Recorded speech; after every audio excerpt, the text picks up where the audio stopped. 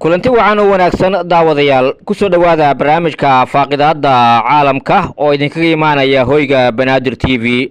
barnaamijka ayaa waxaa ku soo qaadanaya qodobo ay ka mid yihiin ra'iisul wasaaraha Israa'iil iyo madaxweynaha Faransiiska oo hadallo kulul isdhaafsaday, barnaamijyo waaweyn oo ka dhacay magaalada Tel Aviv iyadoo ay xirmeen qaar ka mid ah wadooyinka magaaladaasi, iyo dowladda Ruushka oo muwaadiniinteeda ugu baaqday inay si degdeg ah uga baxaan Israa'iil.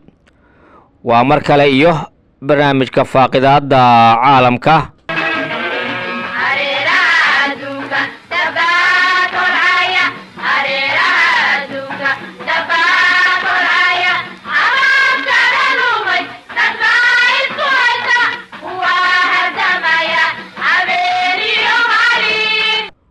wararkii ugu dambeeyay ee ka imaanaya gobolka Bariga Dhexe ayaa waxay sheegayaan in ururka iska caabinta Islaamiga oo ah urur ka dhisan dalka Ciraaq ayaa waxa uu sheegay markaasi in diyaaradaha aan duuliyaha lahayn inay ku weerareen 3 bartilmaameed oo ku yaala Israa'iil, gaar ahaan dhulka la haysto ee buuraleyda Golan Heights. sidaana waxaa lagu sheegay war-saxaafadeed ay baahiyeen ururka Xisbullah ee Lubnaan. kooxdan ayaa waxa ay markaasi gacan saar la leedahay ururka Xisbullah iyo kooxo kale oo ay taageerto Iiraan, kuwaas oo ka soo horjeeda Israa'iil, waxayna isugu yeeraan xoogaga wax iska caabinta. ciidamada difaaca Israa'iil ayaa ilaa haatan wax wara ka soo saareen warbixintan haddii ay waxyeello geysteen weeraradaasi diyaaradaha aan duuliyaha lahayn ee ururka iska caabinta Islaamiga ee dalka Ciraaq ay ku weerareen Israa'iil.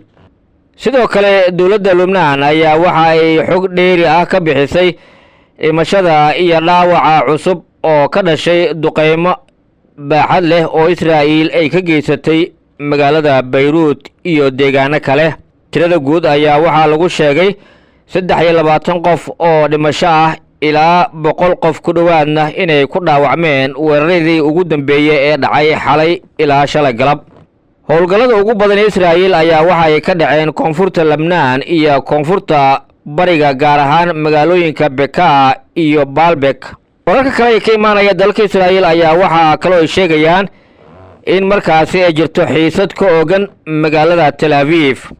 qoysaska dadka ay haysato ururka Xamaas ayaa waxa ay banaanbax ay ka sameeyeen magaalada Tel Aviv, kuwaas oo xanibay isu socodka magaaladaasi. xubnaha qoysaska eheladooda lagu haysto magaalada Qasa ayaa waxa ay hakad geliyeen isu socodka gaadiidka iyo dadweynaha ee wadooyinka magaalada Tel Aviv, ayagoo dalbanaya in dowladda Israa'iil ay qaado tallaabo lagu saydeynayo eheladooda, taas oo ay ku soo beegeen sanad guuradii koowaad ee ka soo wareegtay weerarkii 7 bishii Oktoobar ee ciidamada Xamaas ay ku qaadeen Israa'iil. boqolaal mudaharaadyaal ayaa ku qaylinaya wadooyinka erayo ka dhana ra'iisul wasaare Benjamin Netanyahu iyo golihiisa wasiirada ee dagaalka. dadka banaanbaxa sameynaya ayaa waxay haysteen boorar ay ku qornaayeen sawirada maxaabiista ay haysato kooxda Xamaas ee reer Falastiin. sidoo kale dadka banaanbaxa sameynaya ayaa muujinayay in ra'iisul wasaaraha Israa'iil Benjamin Netanyahu iyo wasiiradiisa siday uga soo horjeedaan, waxayna halku-dhigga banaanbaxa ay ciwaan uga dhigeen golaha wasiirada dhimashada. dhinaca kale, ra'iisul wasaaraha Israa'iil Benjamin Netanyahu ayaa si kulul ugu jawaabay baaqi shalay ka soo yeeray madaxweynaha Faransiiska Emmanuel Macron ee ahaa in la joojiyo hubka la geynayo Israa'iil. ra'iisul wasaaraha Israa'iil ayaa sheegay in madaxweynaha Faransiiska ay ceeb ku tahay inuu ku baaqo in la joojiyo hubka reer galbeedku ay siiyaan Israa'iil. sida Israa'iil ay ula dagaalanto xoogaga Iiraan ay hogaamiso dhammaan wadamada ilbaxnimada leh, waa inay si adag u garab istaagaan dhinaca Israa'iil, ayuu yiri ra'iisul wasaaraha Israa'iil. Benjamin Netanyahu ayaa waxa uu yiri madaxweyne Macron iyo hogaamiyaasha kale ee reer galbeedka ayaa hadda ku baaqaya in cunaqabateyn huba lagu soo rogo Israa'iil, ceeb ha ku dhacdo ayaga. Netanyahu ayaa wax laga xumaado ku tilmaamay in Israa'iil laga joojiyo kaalmada military xilligan oo sida uu sheegay uu ku furan yahay dagaal dhinacyo badan leh. Iiraan ma waxa ay cunaqabateyn dhanka hubka ah ay saaraysaa Xisbullah, Xuutiyiinta, Xamaas iyo wakiiladeeda kale dabcan maya, kuwaas oo Iiraan ay u dhistay in lagula dagaalamo Israa'iil, ayuu yidhi Netanyahu oo warkan ku sheegay muuqaal uu soo duubay. Netanyahu oo caro laga dhadhansan karay ayaa yidhi dhinacan argagixisada ayaa isgarab taagan, balse dalal loo malaynayo inay ka soo horjeedaan argagixisada ayaa ku baaqaya in cunuqabateyn huba la saaro Israa'iil. Maxaa ceeb ah? Netanyahu ayaa sheegay in Israa'iil ay ku guulaysan doonto dagaalka xitaa haddii aysan wax gacana ka helin reer galbeedka, laakiin ceebtooda waa ay sii socon doontaa muddo dheer kadib markii dagaalka lagu guulaysto. Waan hubaa in Israa'iil ay dagaalka ku guulaysan doonto. Madaxweynaha Faransiiska Macron ayaa hore u sheegay inaan la dhageysan baaqooda ahaa in la joojiyo colaadda Gaza. Madaxweynaha ayaa xusay in colaadda ay horseedayso naceeb, isla markaana uu ammaanka Israa'iil ku xiran yahay in la joojiyo dagaalka.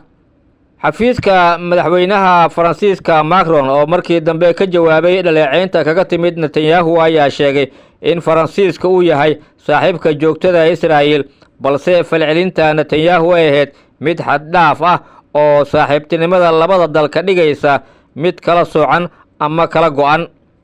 dhinaca kale, dowladda Ruushka ayaa dhammaan muwaadiniinteeda ku wargelisay inay si degdeg ah uga baxaan Israa'iil ka hor inta aysan xaaladda faraha ka bixin.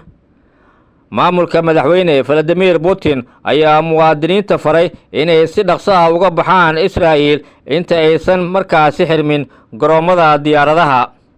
safiirka Ruushka ee Israa'iil Anatoly Viktorov ayaa sheegay in maalintii ay shaqaynayaan dhowr duulimaad oo caalami ah ayna tahay in muwaadiniintooda ay hadda isaga baxaan Israa'iil.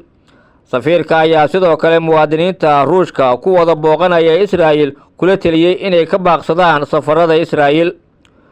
Moscow ayaa dhowr cisho ka hor soo saartay digniintan oo kale ah oo ay u jeedinayso muwaadiniinteeda ku sugan dalka Lubnaan. xiisadda Israa'iil iyo Iiraan ayaa gaartay meeshii ugu saraysay kadib markii Iiraan ay gantaalo ku weerartay Israa'iil. Israa'iil ayaa sidoo kale ku hanjabtay in Iiraan ay ka shalaan doonto weeraradaasi, halka Iiraanna ay iyadu ku goodisay inay ka bixin doonto jawaab aan hore loo arag. cid kasta ayaa waxay tixraacaysaa in hanjabaadaha labada dhinac ka soo yeeraysa ay horseedi karaan dagaal aan waxba la isku reeban oo dhex mara Israa'iil iyo Iiraan oo labada dhinac kala hogaaminayaan xulufo la jira labada wadan. maadaama Ruushka uu yahay dal ay xulufo yihiin Iiraan, ayaa waxaa la leeyahay wax badan ayuu og yahay. wahagaag daawadayaal, intaasi ayaa ku soo gabagabaynayaa barnaamijka faaqidaadda caalamka oo idinkaga imaanayay hoyga Banaadir TV. barnaamijka ayaa waxaa soo jeedinaya anigoo ah Aweys Maxamed Nuur Aweys Foodey. daawadayaal, tani intaan mar kale dib u kulmi doono waxaan idinku dhaafayaa intaas iyo nabadgelyo.